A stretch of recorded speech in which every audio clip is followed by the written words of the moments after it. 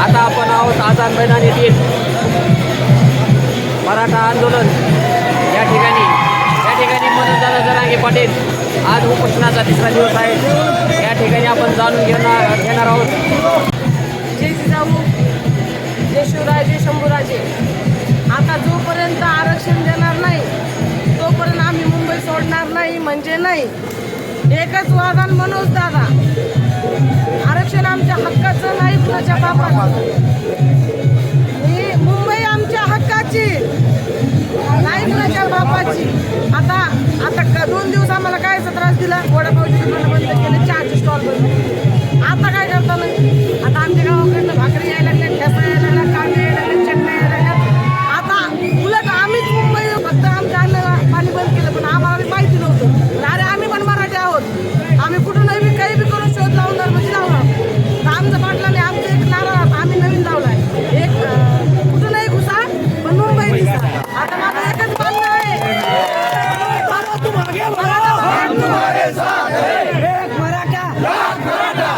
मराठा भावांना आणखी एक विनंती आहे सगळ्यांना, जे पाठीमागे राहिलेले बी असतील पण आपण त्यांना जर गाड्या नसेल लिहून देत, डायरेक्ट रेल्वे पकडा आणि नीट मुंबईचा आझाद मैदान करा। मला जय जिजाऊ, जय शिवराय, जय शंभूराज। मैं आप मराठाओं के साथ हूँ। हम लोगों को जो 10 साल से ये लोग सता रहे हैं। ऐका, मराठा आरक्षणासाठी पुण्यामधून एक नन्हा बालक स्वतःचं वादक घेऊन आलेला आहे आणि तो कशासाठी गेला आहे, तो लहान बालक आहे, त्याला फक्त काय पाहिजे।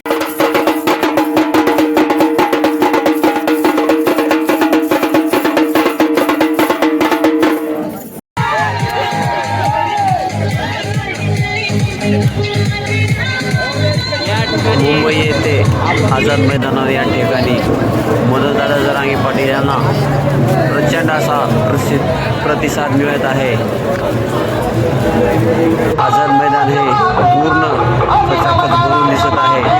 आजची ही परिस्थिती आहे।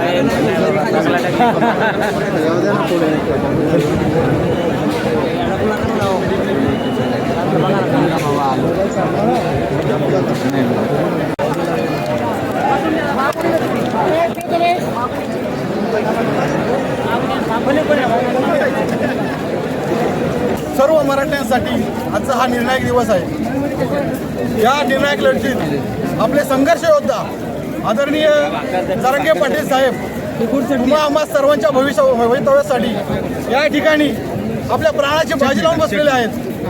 त्यांना शक्य तितका पाठिंबा आपण सर्व सकल मराठा समाजाने द्यावा।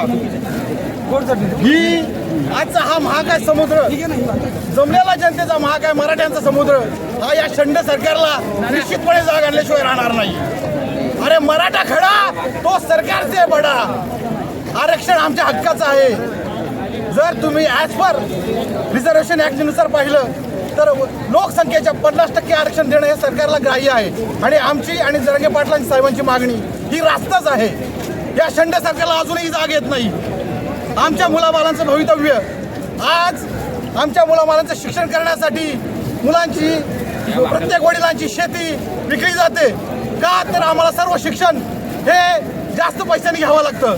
गुणवत्ता असून सुद्धा आमची मुलं आज सरकारी नोकरीत नाही आहेत। आज आमची मुलं शिक्षण नोकरी अभावी आत्महत्या करतायत। याला जबाबदार कोण? म्हणजे गुणवत्तेचा निकष हा सरकारला मान्य नाहीये। हे शंड सरकार आहे। या शंड सरकारचा आम्ही सर्व, हे माझ्या कर्जत तालुक्यातील आमच्या मुळगाव गावातील ग्रामस्थ, आम्ही वासे खोंडातील ग्रामस्थ, आम्ही जाहीर निषेध करतोय। आणि सरकारने जरांगे पाटील साहेबांची ही मागणी शक्य तितक्या लवकर ग्राह्य करून मान्य करून आरक्षण दिलाच पाहिजे. आरक्षण आमच्या हक्काचं. अरे कोण म्हणतो देत नाही? अरे कोण म्हणतो देत नाही? तुमचं आमचं नातं काय? तुमचं आमचं नातं काय? धन्यवाद. त्राई होण्यासाठी ही सर्व मराठी माणसं आहेत. तेव्हा या मराठी माणसाच्या ऋणानुबंधाची जाणीव ठेवून काँग्रेस पक्षाने या लढ्यामध्ये निर्णायक मराठी समाजाच्या पाठीशी उभं राहून आरक्षणाला मान्यता द्यावी अशी मी काँग्रेस हायकमांडकडे मागणी करत आहे.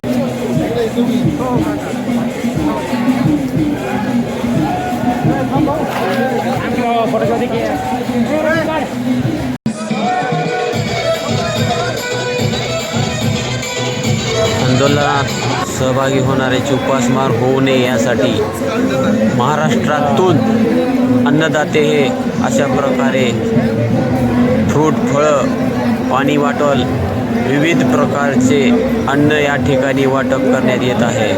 तसेच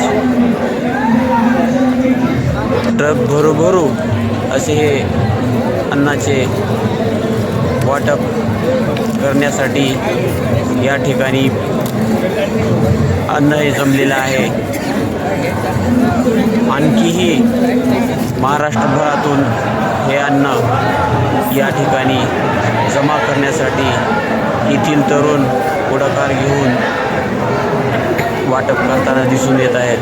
हे बघा आहे महाराष्ट्रभरातून आलेलं आहे अन्न.